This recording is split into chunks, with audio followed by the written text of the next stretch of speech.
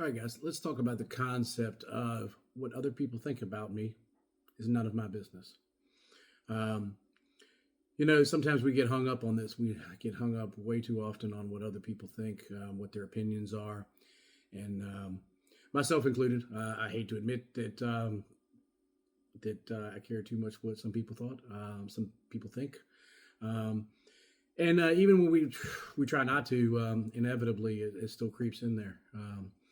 But here's the thing: we have no control over anybody but ourselves. We have no control over what they think, how they feel about things, how they view it, interpret it. So, quite honestly, it's none of our business. We have no control over it, um, and all we're doing is wasting time and stress and anxiety over worrying about what somebody else thinks about us.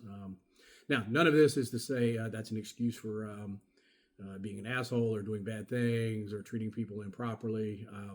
Not we're not talking about that, but um, talking about the opening up things that you may need to talk about. You may have going on decisions that you make for your life, your well-being, and yourself and your family.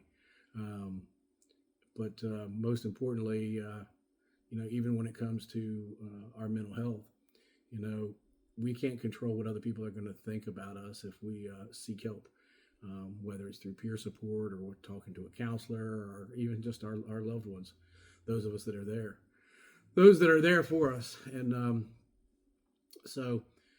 the most important thing is that whatever you've got going on, that you find um, a way to work through it and to deal with it, so it doesn't just fester below the surface and you shove it down and eats you up from inside, and then lead to other issues.